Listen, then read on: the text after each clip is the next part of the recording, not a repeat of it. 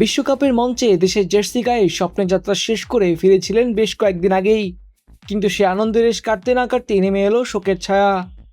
মাত্র 25 বছর বয়সে চিরবিদায় নিয়েছেন দক্ষিণ আফ্রিকার প্রতিভাবান মিডফিল্ডার জেইডেন অ্যাডামস।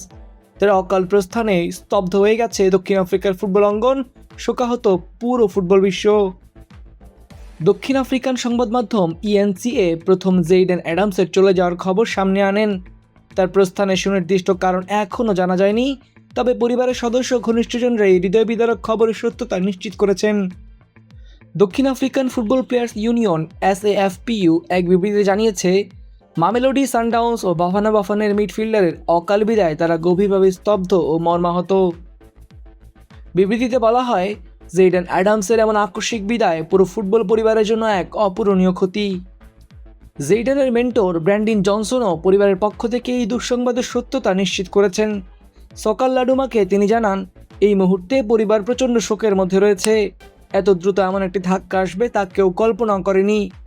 বিশ্বকাপের মতো বড় মঞ্চে দেশের হয়ে প্রতিনিধিত্ব করে ফেরার পরই এমন ঘটনা সবাইকে ভিতর থেকে ভেঙে দিয়েছে।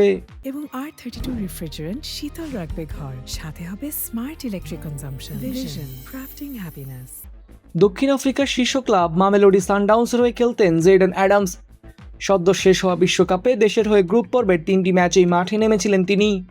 বিশ্বকাপে তার অভিষেক হয়েছিল চেক প্রজাতন্ত্রের বিপক্ষে ম্যাচে।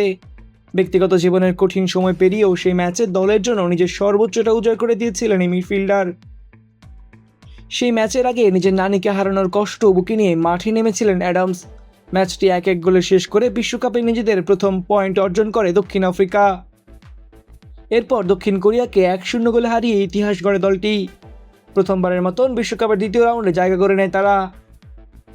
শেষ 32-এর পর্বে কানাডার বিপক্ষে 1-0 গোলে হেরে বিশ্বকাপ যাত্রা শেষ হয় দক্ষিণ আফ্রিকার। সেই ম্যাচে মাঠে নামার সুযোগ পাননি অ্যাডামস, ছিলেন বদলি বেঞ্চে। কে জানতো সেটি হয়ে থাকবে তার শেষ বিশ্বকাপ অধ্যায়। দক্ষিণ আফ্রিকা ফুটবল অ্যাসোসিয়েশনের সাফা সভাপতি ড্যানি জর্ডান জেইডেনের বিদায় গভীর শোক প্রকাশ করেছেন। তিনি বলেন, এটি তার পরিবার, বন্ধু ও পুরো দক্ষিণ আফ্রিকার ফুটবলের জন্য অপূরণীয় ক্ষতি। সাফার পক্ষ থেকে তার পরিবারের প্রতি সমবেদনা জানানো হয়েছে। ক্লাব ফুটবলেও নিজের সামর্থ্যের প্রমাণ দিয়ে যাচ্ছিলেন অ্যাডামস। গত মৌসুমে মামেলোডি সানডাউন্সের হয়ে সব প্রতিযোগিতা মিলিয়ে 37টি ম্যাচ খেলেছেন তিনি। করেছেন 2টি গোল, পাশাপাশি সতীর্থদের দিয়ে করিয়েছেন আরও একটি গোল। 2022 সালে দক্ষিণ আফ্রিকা জাতীয় দলের অভিষেক হয় জেইডেন অ্যাডামসের। এবারের বিশ্বকাপে দেশের জার্সিতে মাঠে নেমে নিজের নবম আন্তর্জাতিক ম্যাচ খেলেছিলেন তিনি। কিন্তু সেটি যে হয়ে যাবে জাতীয় দলের হয়ে তার শেষ উপস্থিতি, তা ছিল সবার কল্পনার বাইরে।